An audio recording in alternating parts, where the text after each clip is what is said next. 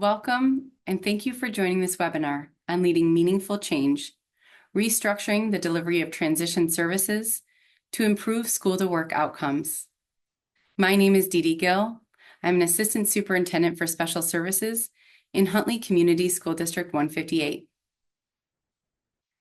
This is my 25th year as a special educator and my 12th year as an administrator in special education. I started my career as a speech pathologist, working both in the hospital and in the public school setting.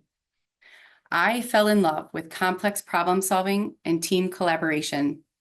I had incredible opportunities to work with families and students who presented with complex problems, and I saw firsthand what a difference we can make in the lives of others when we are leading or not leading meaningful change. Early in my administrative career, I was interviewing for a position I really wanted. At the end of the interview, I was asked if I had any questions for the team. I said, actually, yes, I would love to ask what questions you have for me that are off script. What is it that you'd really like to know about me as a special education administrator? One of the teachers who was on the panel asked me one of the best questions I've been asked to date. She asked, "What's your story? Why special education?" Honestly, the question was surprisingly difficult to answer at the time. I'm not sure that up until that point, I had ever really considered why special education. It was just always something I loved. I didn't have a story. I didn't really have a why specifically. I simply knew it was work I loved doing. So I think I fumbled through the question, I got through the day, but it really made me stop and think. I have really reflected on my why.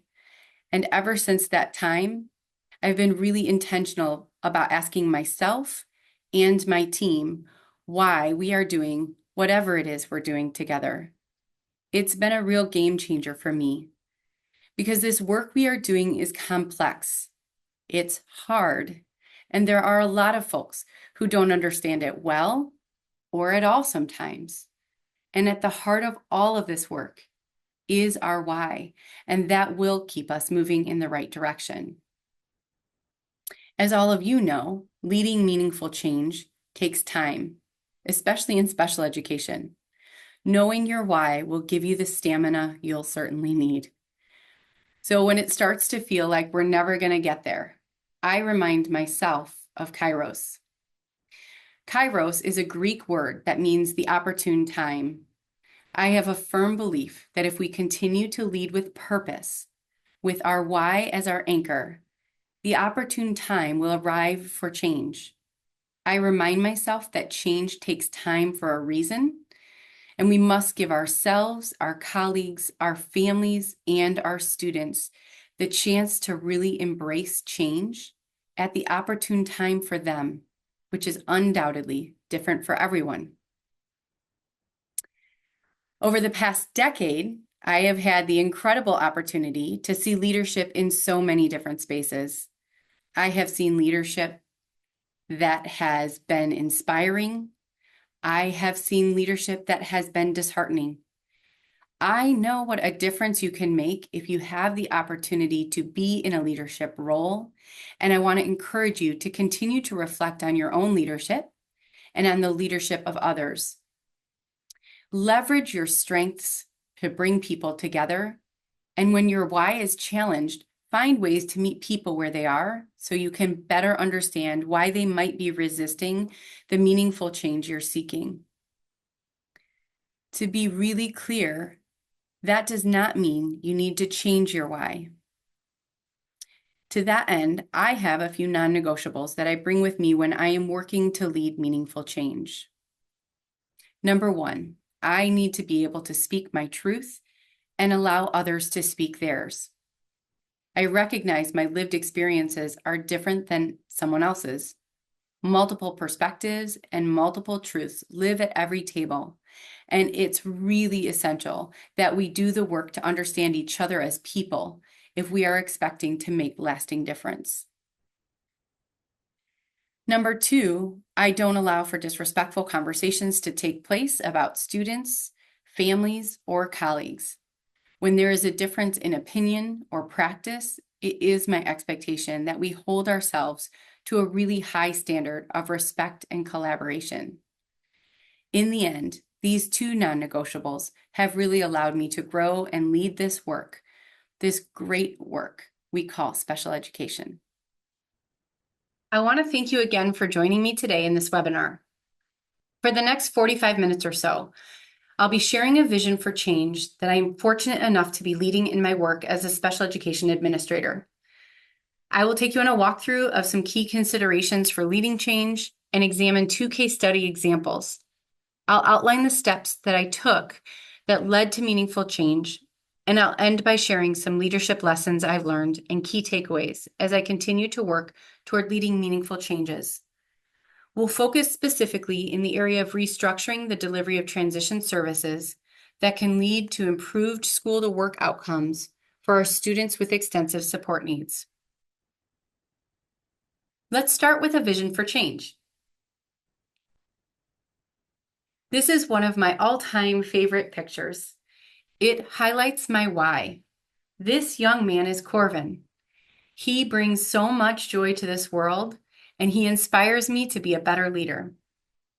Over the past 10 years, I've seen such a commitment to the work of delivering more person-centered transition services to students with disabilities.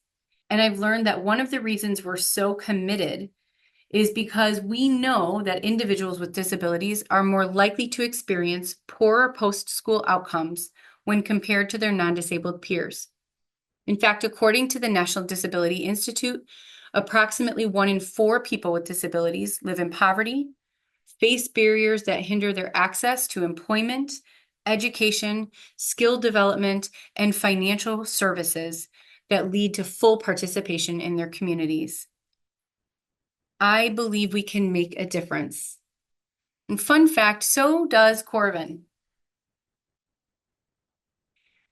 When we talk about the delivery of transition services in Illinois schools, we're typically talking about our program model, the people, and the plan, each of which are unique to our school districts, driven largely by our school district's beliefs, values, and practices, and also really contingent on the partnerships we have in our schools and community. When we're talking about these key structures, a program model is really the design and what it's meant to accomplish. So what is it that we're doing to allow our students to achieve rigorous outcomes that are person-centered, that are individualized, that reflect their strengths and their preferences? When we talk about the people, who are all of those individuals delivering, receiving, and or supporting the delivery of transition services? It's everyone in our schools and in our communities. And the plan outlines the steps we need to take immediately, in the short term, and in the long term. Delivering transition services is absolutely an ongoing process, and we are getting better at it every day. Everything we do to deliver transition services is driven by our beliefs, values, and practices, and they are undoubtedly leveraged by our leadership and the partnerships we have that leverage all of the strengths we have collectively. All of this to say, my vision for Illinois schools is that we can restructure the delivery of transition services to yield earlier, more meaningful outcomes for all. And I see us doing that in many of our Illinois schools, and I can see us doing that in different ways. But it means that we have to change the way we might have approached the delivery of transition services in our schools. We still very often use a traditional approach to our model, people, and plan when we're talking about the delivery of transition services.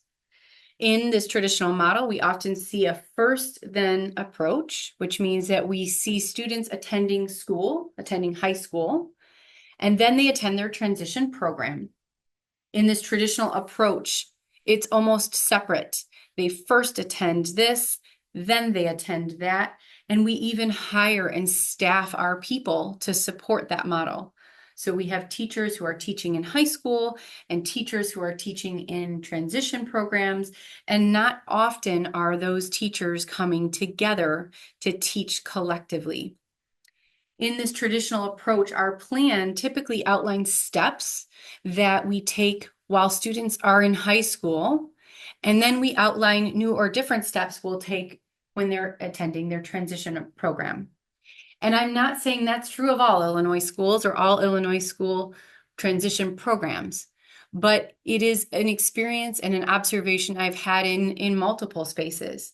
And so when I start to think about what would my vision be for our students and their outcomes, what could yield earlier, more meaningful outcomes for all, I consider ways we could deliver these in different ways in an all-in model, meaning can we share in the designs, in the resources, in the planning? Instead of having separate programs and separate schools and separate people, can we expand our collaboration to be earlier and more cohesive?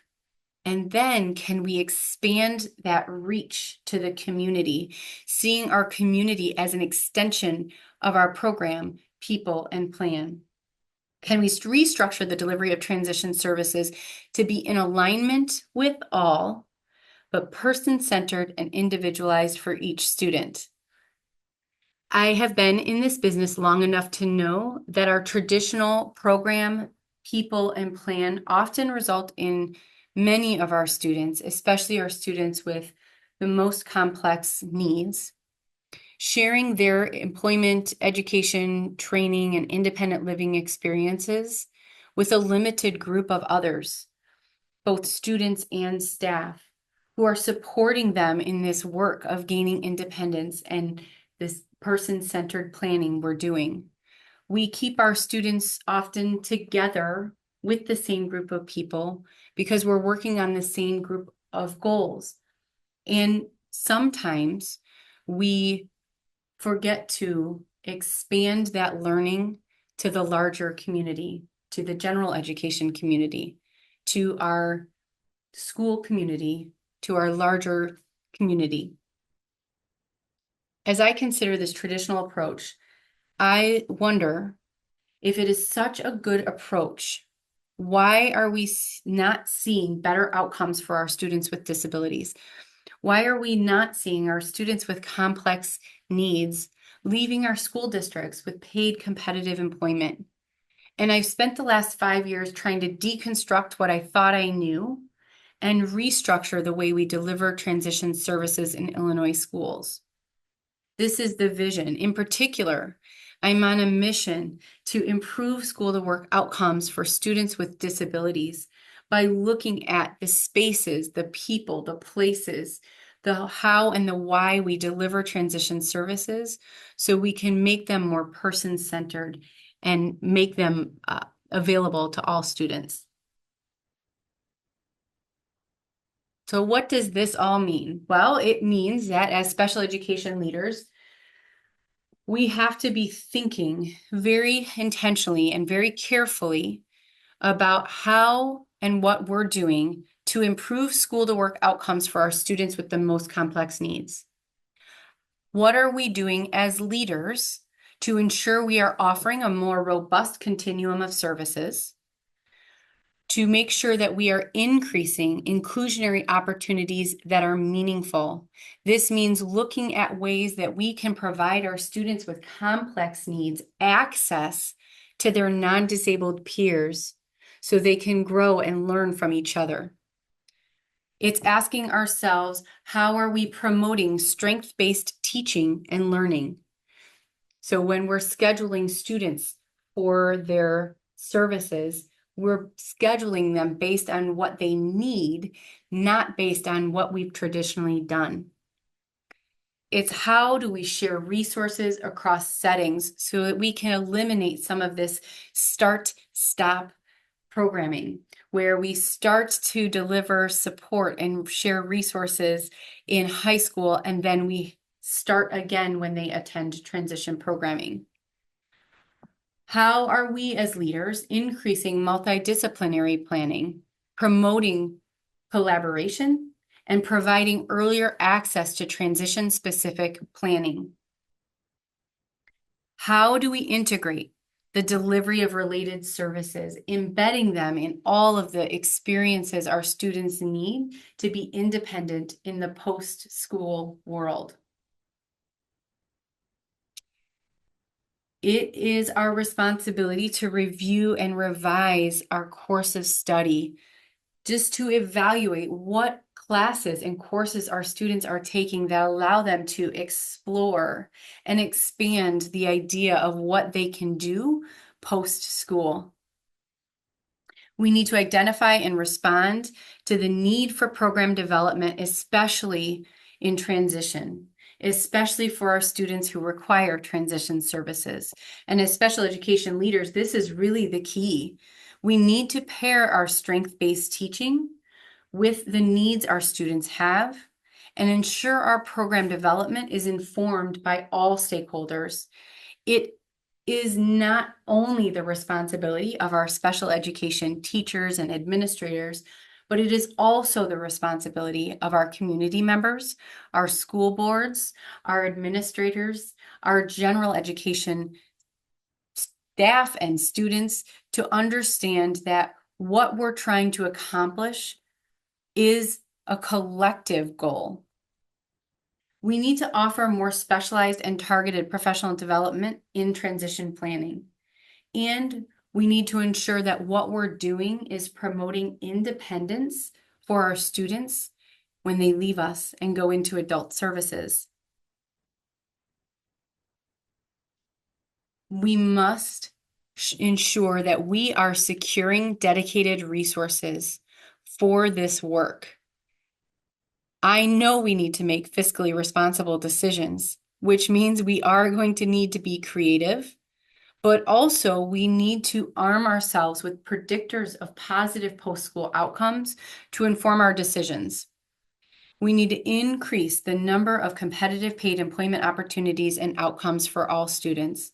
And I'm going to say that again, because ultimately, it is our job to increase the number of competitive paid employment opportunities and outcomes for all students. One of my favorite quotes says, "If it's both terrifying and amazing, you should definitely pursue it." I share that with you because when I look at the amount of work it takes, I am a little terrified. But when I see the impact we can make with even a little bit of change, I am amazed and I am empowered and I am excited. And as leaders in this work, I hope you are too.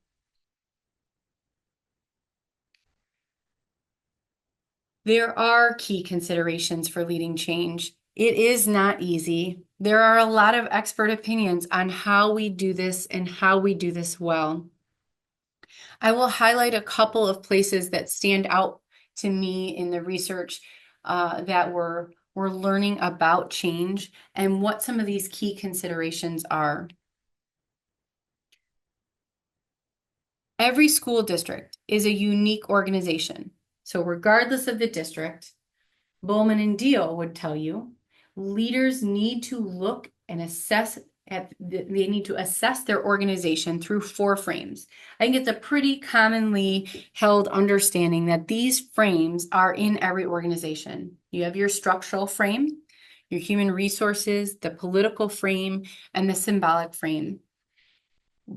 Bowman and Deal talk about the importance of reframing your organization through a better understanding of all 4 frames, meaning you can't isolate one from the others. They are all important, and you must consider their the integration of all 4 when you're making change.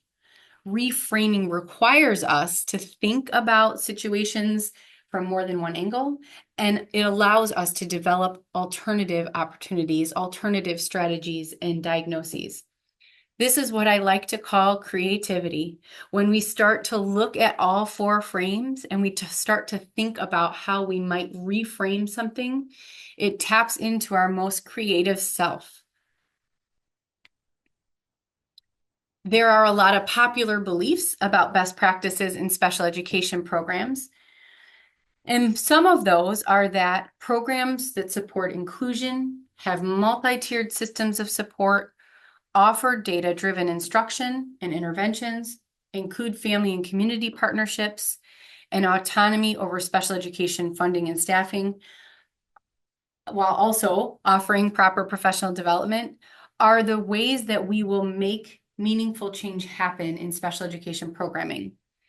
Unfortunately, there is no single model or design of special education program that exists. So we do have to get creative. We have to think with vision and urgency as well. And I'm not a person who's very linear. When I started to think about how do we lead meaningful change, what is it that I do when I'm trying to work with teams and families and in groups of people to lead meaningful change, it really took me a while to think through what steps I actually follow. I could speak pretty easily to the things we're accomplishing. But when I stopped to reflect on how are we accomplishing those things, it forced me to think about leading meaningful change through some key steps. So I'm going to walk you through those steps and kind of give you a glimpse into the way that I try to step through change with teams. And we've yielded some really great changes. While there's so much work to be done, I can confidently say the work we've already accomplished has made a lasting impact. So if I were to map out my brain and give you the recipe for how do you do this? How do you lead meaningful change in school districts that are so complex, that have all sorts of dynamic and political schema and resource challenges? How do we do this? And I think it really begins by evaluating where you're at, creating an action plan, partnering, monitoring your progress, and updating your plan, and repeating that over and over until you see yourself moving in the right direction. This is as linear as I get, but I will say this, it's not as easy as taking one step into the next. Sometimes we have to take one step and then take a step back. As you'll see in the case study examples I share with you, it wasn't so linear where I took one step, then the next step, then the next step. Sometimes I had to take a step backward. So there are some key considerations. I'll be sharing some case study examples with you in the upcoming slides. And I mapped out the steps the best I could to show the meaningful change that we led in these districts. So we're getting ready to walk through two very different schools, two very different places, the work around this vision of restructuring. So to review, my vision has been to restructure the delivery of transition services to yield earlier, more meaningful outcomes for all students. My mission being to improve school-to-work outcomes for all students, especially those students with complex support needs. I think it's important to note that in the examples I'll share, both schools are working toward the same vision and mission, but the entry point for the work was much different in each district. So wherever you're starting in your district, I think it's really important for you to know you can make meaningful changes wherever it is you're starting. And before I share each case with you, I'll provide you a brief overview of the school's demographic and some of the things that we did to start our work. So our first case study example is Evanston Township High School, ETHS. If you've not had the opportunity ever to visit ETHS, it is one of the most beautiful places on the planet with the most beautiful people and students. I started working in Evanston in July of 2021 and was there for 2 years. When I first started in Evanston, I walked in knowing that Evanston was a 4-year high school in a suburb of Chicago, nationally ranked in the top 5% of high schools, 50 plus languages spoken at ETHS, and at the time, enrollment was just over 3,500 students, low income at 35%, and students with IEPs were 11% of their student population. Our graduation rate was 93%. So knowing that I want to improve school to work outcomes for our students with complex needs, I started with step one, evaluating our district. So at the start of the 21-22 school year, I looked at enrollment in our program, and in our program that supported our students in transition. I know that we more than doubled in the past 5 years. There were 35 students enrolled in the TEAMS program. Our projected enrollment showed a continued increase over the next 5 years. We had been using a first then service delivery model, meaning we had students attend high school and then they attended our transition program, and those programs were separate. Our pull-out services were pretty prominent. So our related service providers were typically pulling students out for speech, social work, OT, those kinds of things. We were working with the same job sites, which were extremely valuable, but were pretty much the same from year to year over the past 5 years. Our students engaged in a very traditional course of study, and that course of study meant that a lot of our students were taking the same 5 or 6 elective classes each year. Our teachers in the TEAMS program were serving as case managers, and they were also teaching, and there were a lot of teacher-led IEPs. At the start of the 21-22 school year, there was limited co-planning opportunities between the high school and the transition program or the transition house. Most of the students enrolled in the TEAMS program were in self-contained classes all day with the same group of peers and the same staff. And there was a different schedule from the main high school to the transition house. So in evaluating our current state, we had to sit down and create our first action plan. What did we want to do as a group, as a team, to get ourselves to earlier, more meaningful, more improved school to work outcomes? So our step 2 was creating an action plan. Our initial action planning started by bringing our groups together, our high school team, our transition program team, to the table to talk about this all-in model.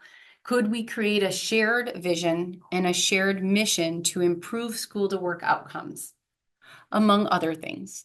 So dreaming big, could we bring this group of staff and students together to evaluate and improve our outcomes?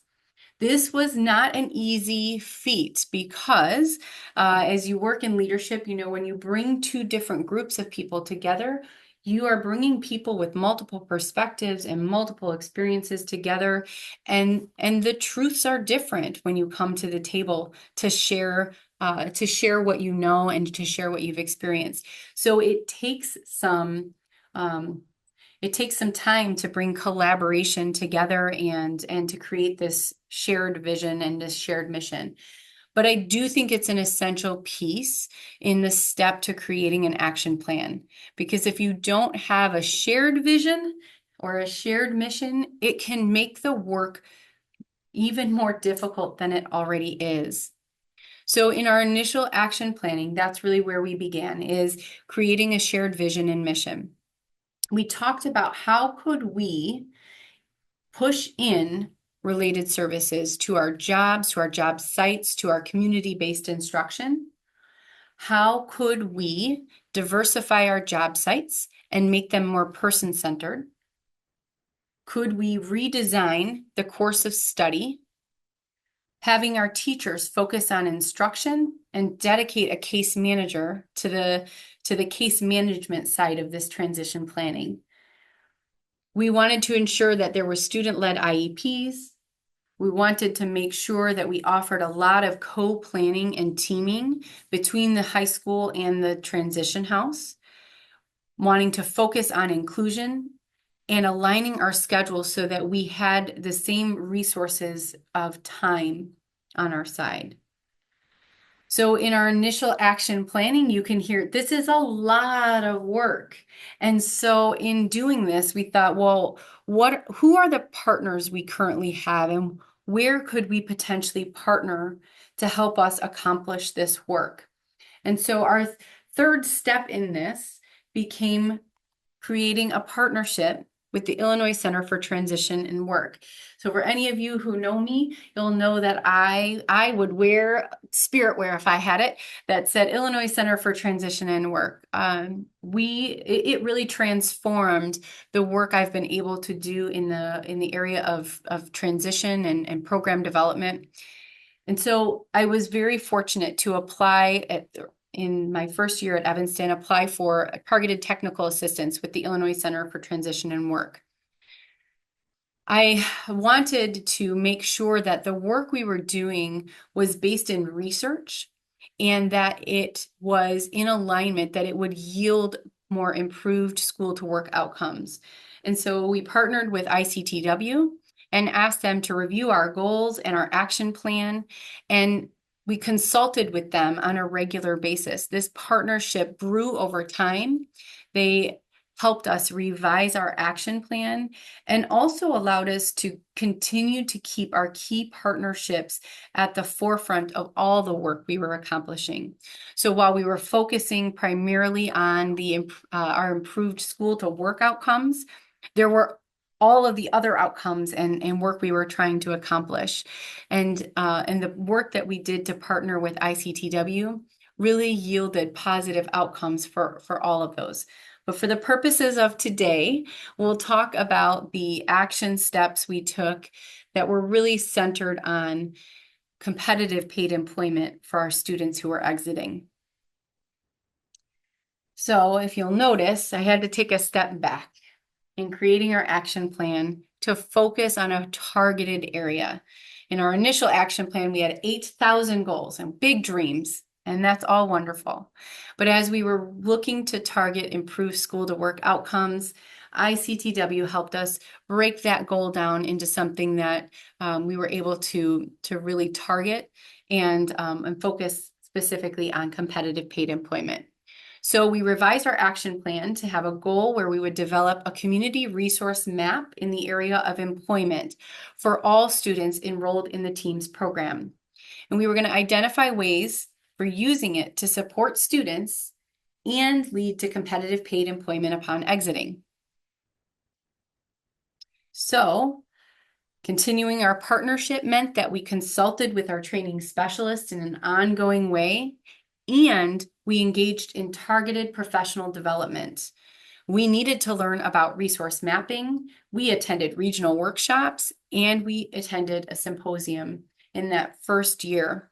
So one of the things that I think I want to mention here is, as you're defining whatever your action steps are, the partnership in professional development is an essential partnership for you and the work that you're trying to accomplish, because this work is very specialized. And so I encourage you to certainly look on the ICTW for the resources that they offer, but also make sure that you're targeting your professional development in the area of transition. So in the first year in Evanston, I want to walk through the timeline. What did this look like as we monitored our progress in our goal setting? So in November, remember, we had applied for this targeted technical assistance. We provided our initial goals, the 1,000 of them. And in January, we were able to meet with ICTW, with Stacy Diamond and Nicole Beery, and we met to review those goals. We revised them to focus specifically on resource mapping. And by March, we had staff that attended our professional development specifically on resource mapping. In April and June, we checked in with our training specialist.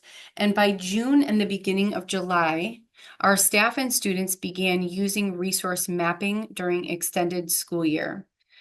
So I want to acknowledge that it took us a full year of evaluating, action planning, partnering, monitoring to get to a place where we really could start to implement and update our plan and action steps.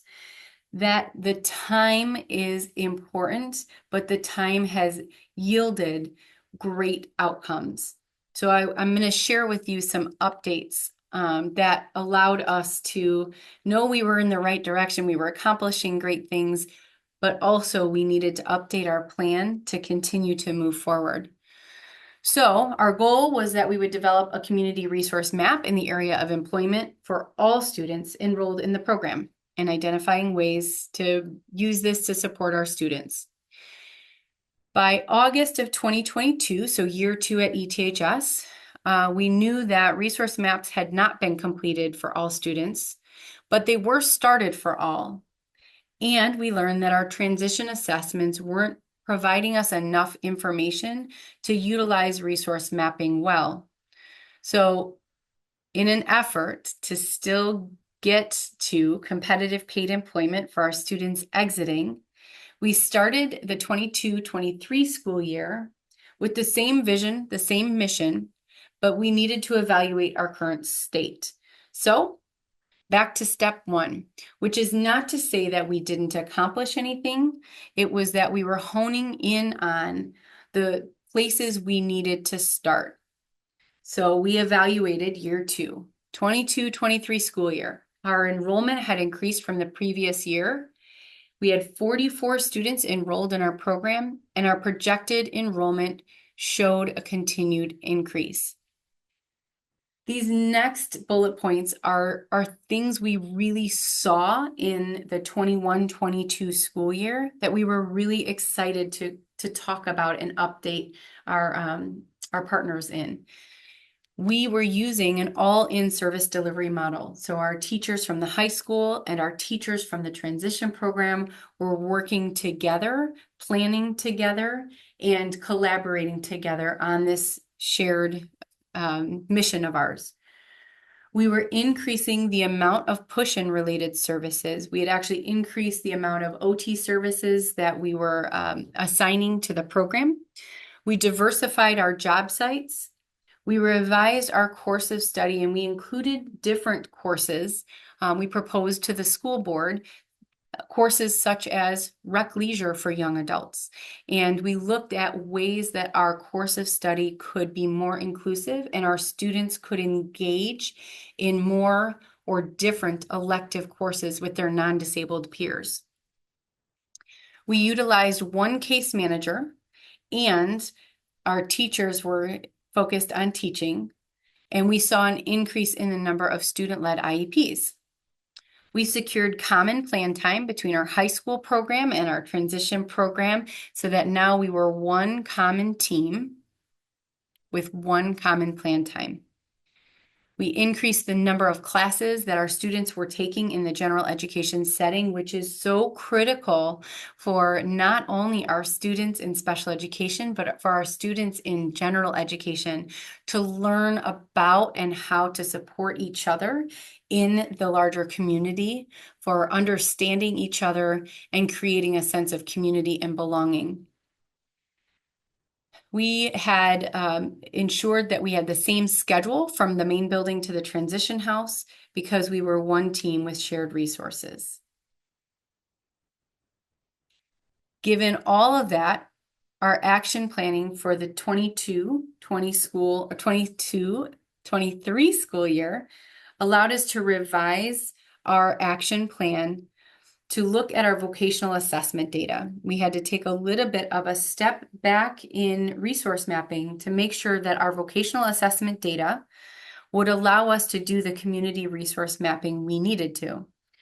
So we revised our goal and continued to focus on leading students to competitive paid employment upon exiting or age out. We continued and grew our partnership with ICTW. We consulted with our training specialists, attended and presented at the ICTW symposium, which I will plug here if you've not attended in the past. It's the best there is, and I highly encourage you to attend the symposium in any way you can.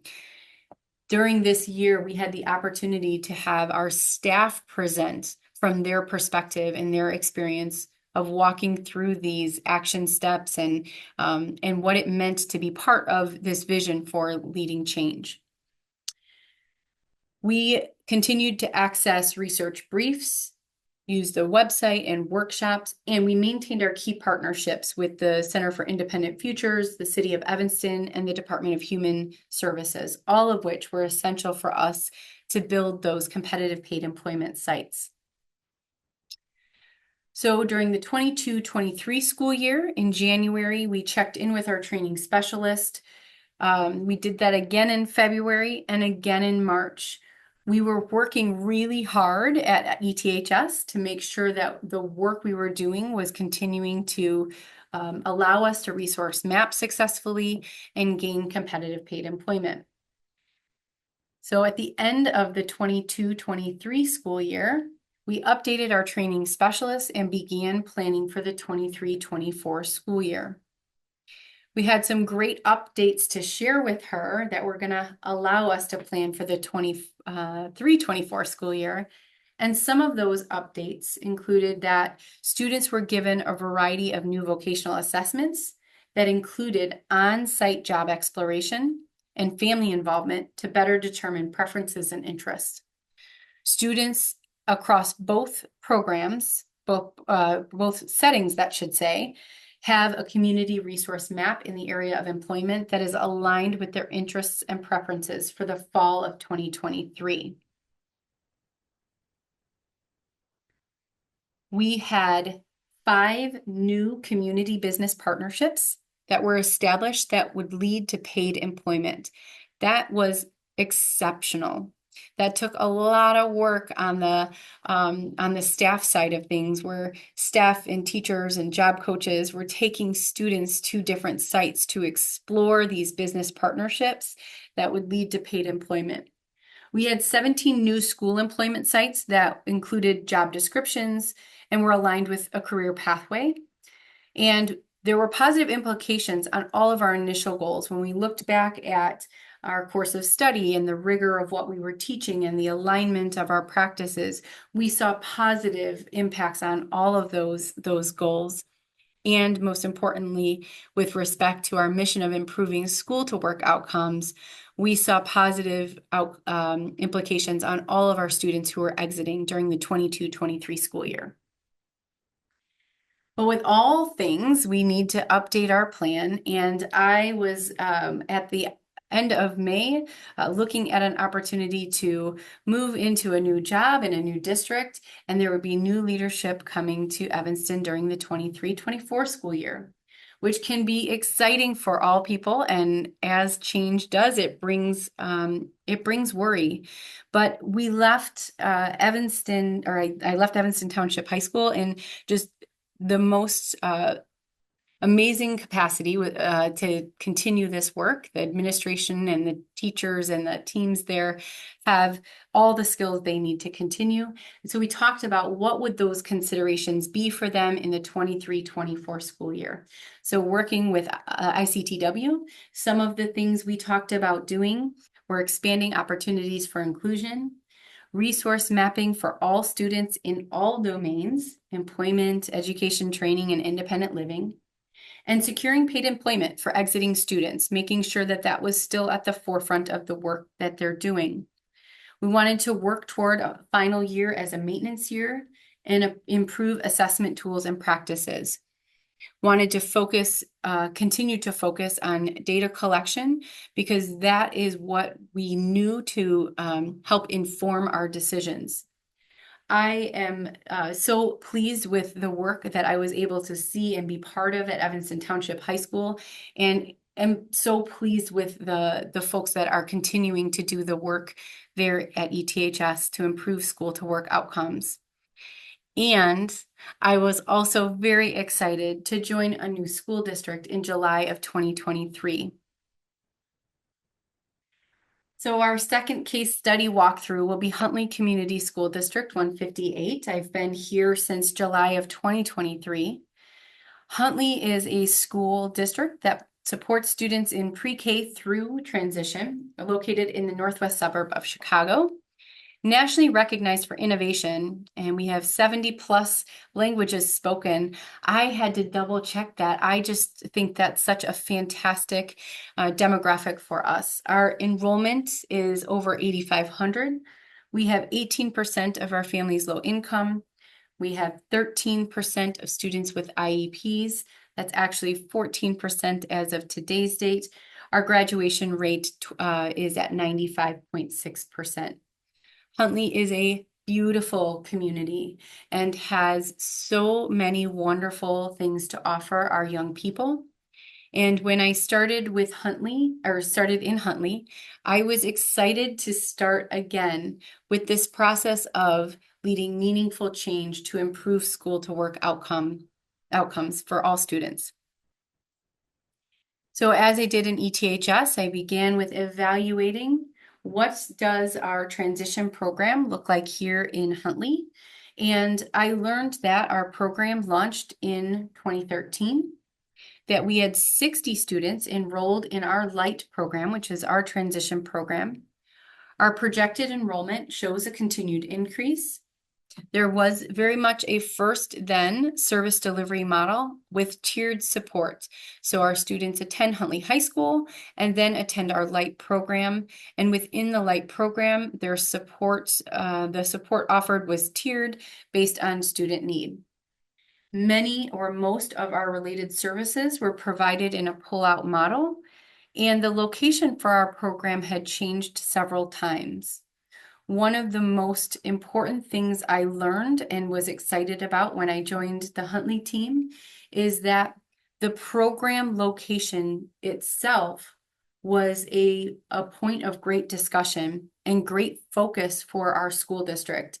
There was a lot of conversation and worry about the location for the LIGHT program. At the time I started, our program was housed at one of our middle schools. The teachers were serving as case managers and teachers, and a LIGHT steering committee had been established that was made up of a variety of stakeholders from students, staff, parents, community members, and we had just hired a new principal for oversight of our LIGHT program.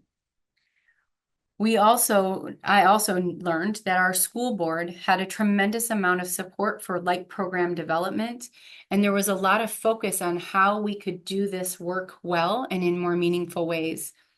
And if I could wave a magic wand and ensure that all special education leaders could work in a district where your superintendent and your school board supported and understood the importance of program development for your transition services, I would wish that for all of you, because it has really made a tremendous difference in what we've been able to accomplish here in Huntley.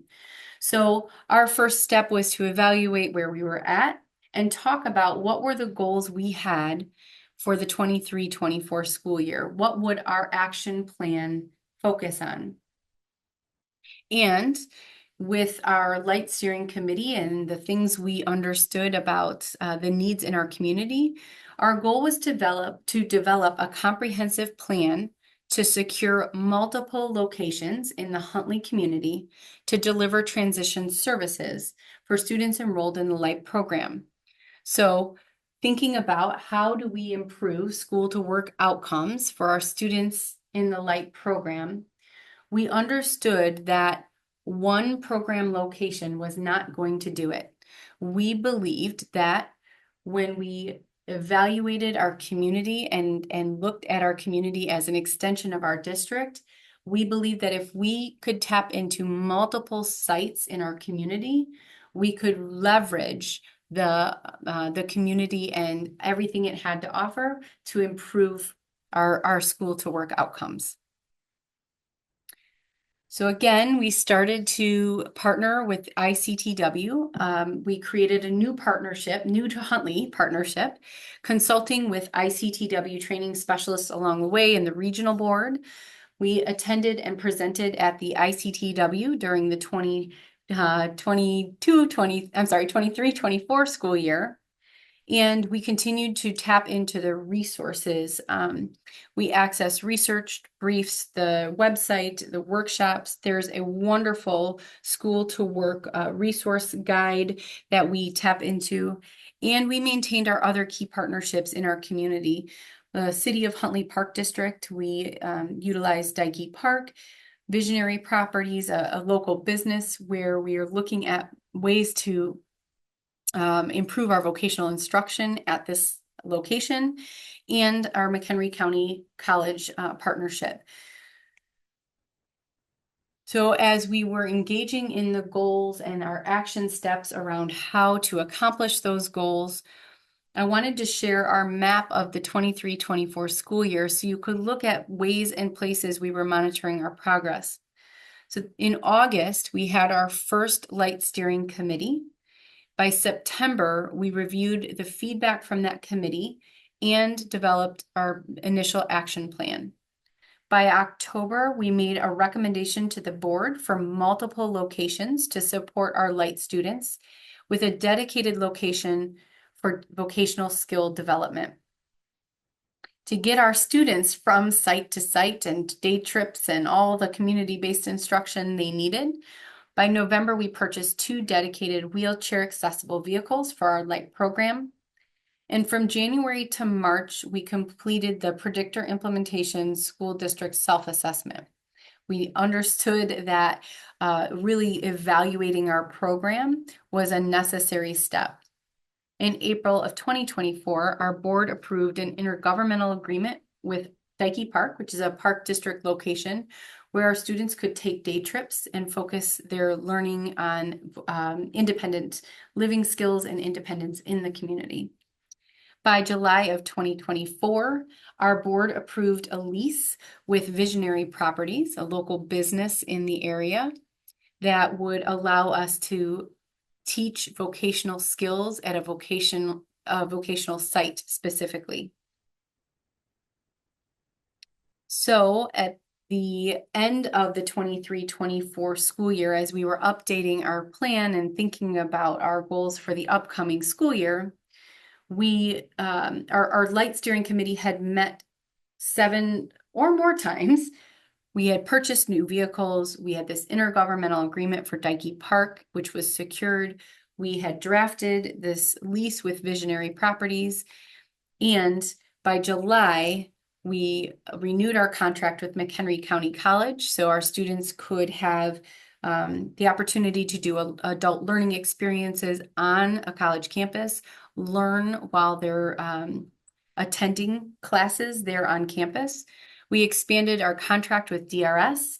We completed the self-assessment, and we signed our lease agreement with Visionary Properties. When we started to think about the 24-25 school year and everything that we had accomplished, we also knew there were additional considerations to make. We knew we needed to leverage our new locations to expand vocational skill development, not only for our students enrolled in the light program, but thinking in the future how we can utilize that location to provide vocational skill development for our students in high school, in middle school, other schools. We want to expand our vocational internships and community partnerships to yield competitive paid employment, to carve out and customize employment for our students by ensuring that we're doing this work earlier and in partnership with our resources district-wide. We want to establish a business plan for our light program and for our vocational center, ways that we can learn to build business opportunities and outcomes for our students. We have accomplished so much already, and there is so much more to accomplish. And as I was putting this webinar together, I kept going back to, we've done so much, and I kept asking myself, but how did we get there? What was the work that we really did as leaders in our district to help encourage this work to move forward? And I will tell you, I learned a lot of leadership lessons. There are a lot of key takeaways. And I want to share those with you today to say it's not that we did everything right or that we've done anything wrong. It's that this leadership work we're doing is essential, and it is heavy, and it is hard, and it is it is with true conviction I tell you that when we lead this work well, we can absolutely have a positive impact on our students and families. So what are these key leadership lessons learned and the key takeaways I want all of you to walk away with? First and foremost, I would tell you that creating a shared vision takes time. You all know that. But boy, did I learn that. When I first started deconstructing this work, I really wanted to accomplish it all right away. There's such a sense of urgency around all of it. But I've learned to take a little bit more time with the large goals. You need to include all stakeholders.